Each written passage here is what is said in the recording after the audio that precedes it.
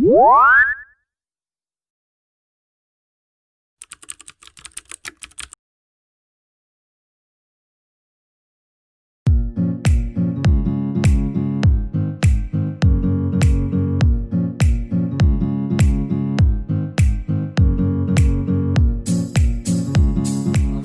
warahmatullahi wabarakatuh. Halo sahabat tani, nama saya Saifuddin Angga, mahasiswa Politeknik Pembangunan Pertanian Bogor, jurusan Peternakan, prodi Penyuluhan Peternakan dan Kesejahteraan Hewan semester 2. Baik sahabat tani, saya sekarang sudah berada di lokasi peternakan milik Bapak Anto. Nah, di dalam video kali ini saya akan mereview peternakan milik Bapak Anto, sekaligus kita akan bertanya-tanya mengenai peternakannya. Oke, simak terus videonya.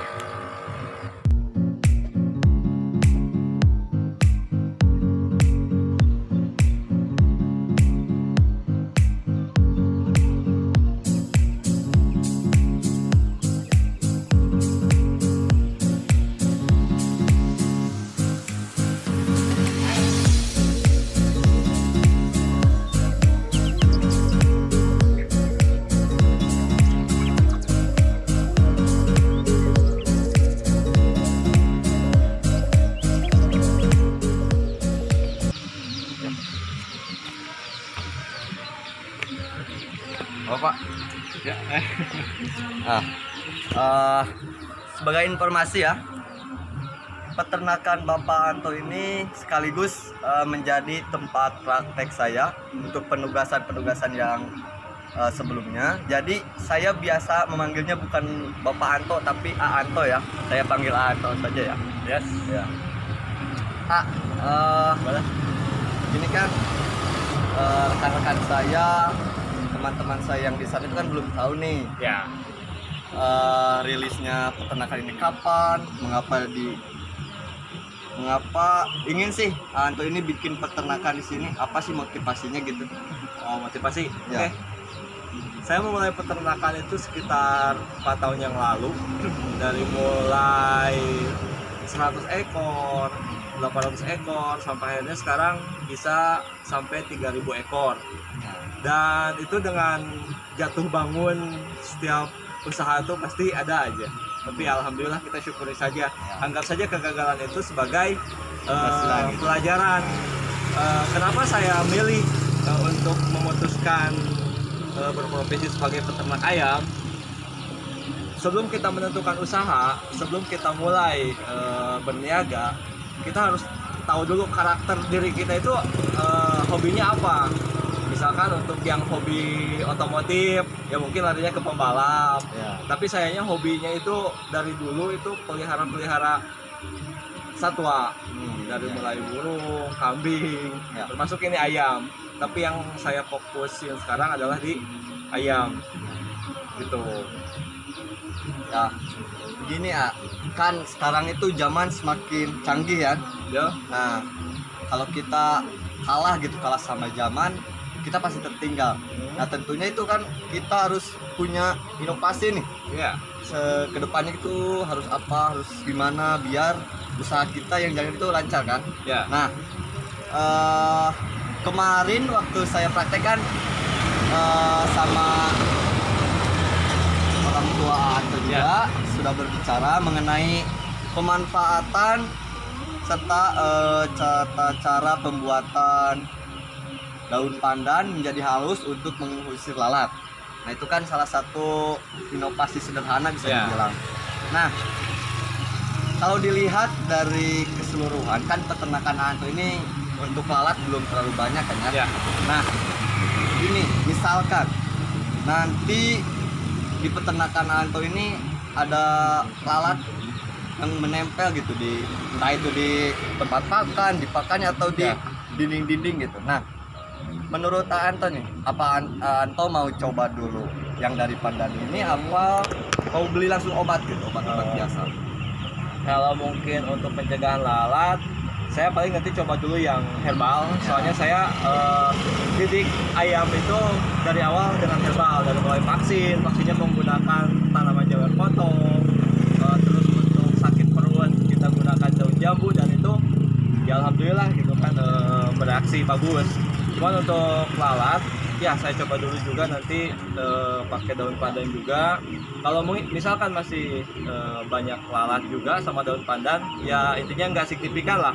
Ya paling ujung-ujungnya pakai obat lagi aja gitu. Kalau untuk daun pandan sendiri kan di kita itu mudah ditemui. Ya. Nah, terus tadi kata juga alami gitu, gak ada Ya. efek samping ke ayamnya, mudah cara pembuatannya Ya. juga. Nah, ya saya berharap sih nanti tata cara pembuatan pengusir lalat dari daun pandan ini bisa berguna gitu untuk Ya. peternakan Anto. Nah, teman-teman, rekan tani semuanya, sebagai informasi tambahan ya, di peternakan Anto ini juga beliau sudah melakukan suatu inovasi di bidang peralatan. Nah, untuk lebih jelasnya, mari kita lihat. Ya, yuk, masuk. Ayo, sini masuk. Nah, dalam kandang ya. Nah, Mau yang mana? Yang ini. nah ini suasana di dalam kandang. Ini kandang bawah ya, karena di peternakannya di kandang. 2 periode panen. Nah, ini udah 2 Ini yang periode kedua. Ini umurnya berapa? Ini umurnya 4 hari. 4 hari ya. Ya. Nah, seperti yang saya bilang tadi, Anto sudah melakukan inovasi ya dari bidang peralatan. Lebih tepatnya itu di alat pemanas ya. Ya. Nah, untuk alat pemanasnya ini mungkin bisa dijelaskan sedikit. Oke. Untuk alat pemanas kita menggunakan 2 versi. Yang pertama menggunakan kompor gas pakai smawar. Yang kedua kita punya inovasi membuat tungku elektrik. Tungku elektrik Ya, ya. kenapa dibikin tungku elektrik? Karena tungku tersebut menggunakan tenaga listrik. Seperti ini contohnya. Ya, bisa dilihat. Ini terbuat dari besi plat. Jadi kenapa saya bikin ini? Soalnya kalau di tempat yang dingin itu kan biasanya kalau di Sunda itu namanya hawu atau tungku. Ya. Dan tungku itu rata-rata harus untuk menyalakannya itu harus ditiup.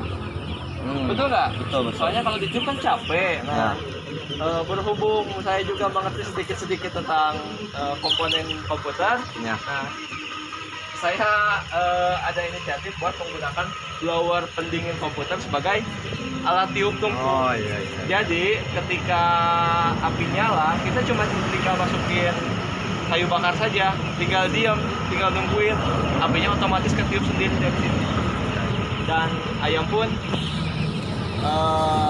hangat. Kenapa saya bikin gini ya? Soalnya kalau terus-terusan kita pakai energi gas, Ya. itu bisa-bisa habis. Dan mending kalau kalau lagi susah kan gas, ya ribet juga. Jadi saya ujung-ujungnya kembali ke manual. Berarti ini juga mengefisiensikan biaya pemeliharaan. Ya, kalau kayu bakar itu nggak terpaku ke kayu bagus atau enggak, panjang atau pendek enggak. Ada kayu sisa pun bisa jadi. Ya. Seperti kayu-kayu gini, ini kan nggak usah panjang, nggak usah rapi, kayu-kayu bekas. Tinggal masukin. Gampang bikinnya.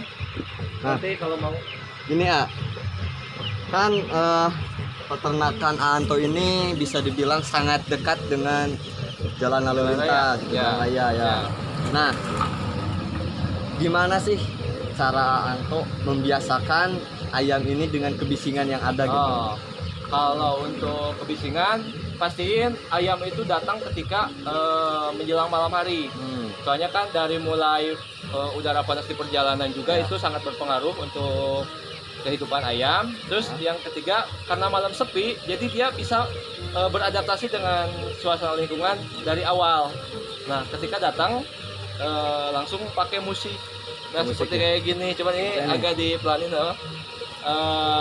Dengan musik, jadi ayam tersebut biar terbiasa dengan suara-suara bising. Ya. Soalnya ini kan pinggir jalan banget, jadi nanti kalau nggak terbiasa ayamnya jadi kaget dan kena serangan jantung dan mati. Ya intinya gitu sih, buat meminimalisir aja. Kalau saya lihat nih ya, Ya. Anto ini bisa dibilang peternak yang udah melakukan inovasi kan salah satunya dari tungku tadi. Ya. Nah, apakah nih kedepannya Anto ada rencana, ada plan untuk melakukan inovasi gitu? Apa misal dari bahan alami untuk makanan atau apa gitu? Apakah sudah ada rencana lagi? Ada rencana. Saya ingin membuat olahan obat herbal sendiri untuk ayam-ayam untuk bisa dijual ke peternak yang lain juga, biar peternak yang lain tidak tergantungan dengan bahan-bahan kimia, biar ayam-ayam tersebut sehat secara natural gitu kan, tidak dengan bahan kimia. Soalnya kan bahan kimia juga bisa berpengaruh besar terhadap daging yang dihasilkan. Kalau herbal kan ya bagus lah gitu kan, bagus ke back to nature lah ya, gitu. Ya, jadi sahabat tani, itulah ya beberapa pertanyaan, mungkin bukan pertanyaan ya, penjelasan dari Anto selaku pemilik peternakan ini. Semoga dengan adanya video ini, dari inovasi-inovasi yang telah dilakukan oleh Anto ataupun yang saya berikan tadi, bisa bermanfaat untuk peternakan ini sendiri, untuk saya ya umumnya untuk kita semua ya sebagai peternak. Nah, mungkin itu akhir dari video ini. Sekali lagi mohon maaf bila ada kesalahan. Terima kasih ya. Terima kasih Ya, banyak. ya. Sukses Anda.